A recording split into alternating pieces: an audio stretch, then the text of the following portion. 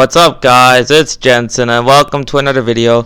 So it's finally NFC Conference Championship game, and Aaron Rodgers and the Green Bay Packers are heading to San Francisco to play Jimmy Garoppolo and the San Francisco 49ers, and this should be quite the interesting game. I know that the betting line says that San Francisco is favored by more than a touchdown. I don't really believe in that, guys. Have you forgotten about the great Aaron Rodgers? I mean, I'm a Bears fan, but even I have to admit this is a bad man, in the words of Stephen A. Smith. I know he hasn't quite shown up all year, but that's because he was playing within the system, and they were still 13-3. I'm saying this as a Bears fan. I mean, the Packers have been quite legit this year, in my opinion, and I really feel like even though San Francisco defense is legit, I understand they got that amazing defensive line: Nick Bosa, Eric Armstead, DeForest Buckner. Those guys are legit, and definitely Richard Sherman too. He's a shutdown corner. But I think that Aaron Rodgers is turning back the clock in this game, guys. I think he's going to throw for over 300 yards and 3 touchdowns. But I think for the Packers, definitely an important player is going to be Aaron Jones. We know this is one of the more hot and cold running backs in the NFL, but they need him to play well today, because we saw what that San Francisco 49ers defensive line did to Dalvin Cook. The same thing cannot happen to Aaron Jones, or else the Packers are probably going to lose.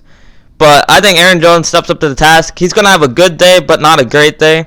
But he certainly can't afford to get 9 rush attempts for 18 yards like Dalvin Cook. He's got to perform and step up. And I was impressed by what I saw with Davante Adams last week.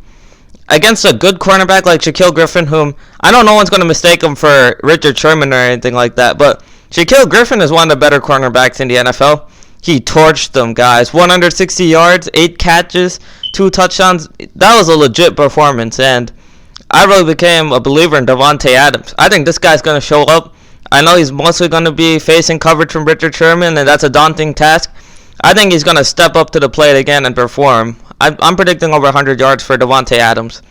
But the X factor is definitely going to be Valdes-Scantling for me, because we know how legit Davante Adams is. This guy's a baller, top 5 wide receiver. We all know that.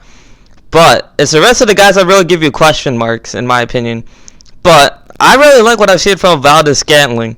I mean, we know he's a little bit inconsistent, but this guy has big playability. He has big games. He has the potential to be one of the better wide receivers in the NFL. He just doesn't always show it. I think that, especially against a great defense like the 49ers, who could really limit you, I really feel like Valdes-Scantling needs to step up. I mean, this guy, he's got to get close to 100 yards. It's going to take a lot to beat the 49ers. That defense is legit. They have very little flaws on that roster. Valdes-Scantling has to show up and perform. But guys, let's not look into that first matchup with the Packers and 49ers too deeply. We forget that the Packers were missing their right tackle in that game, Brian Bulaga. That's a big deal, guys. This Packers offensive line, when fully healthy, they're one of the better offensive lines in the NFL. And I just feel like Aaron Rodgers right now, wherever he is, he's probably laughing right now, because everyone doubted the Packers when they were the 6th seed in 2010 to 2011, and they won the Super Bowl that year.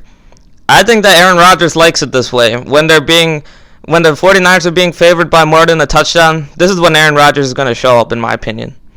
But I also have question marks about Jimmy Garoppolo, which is where I wanted to get to here. I know a lot of Niners Nation hates me on Twitter right now. I've been very critical of Jimmy Garoppolo, but I've been fair in my opinion.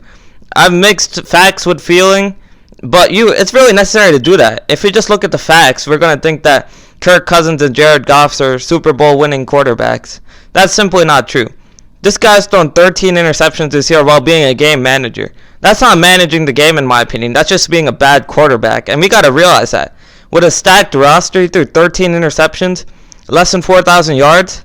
I mean, I know that Niners Nation wants to be hyped up about Jimmy Garoppolo, but I'm not, for sure. I think that he's going to have a big game. He's the X factor for the 49ers.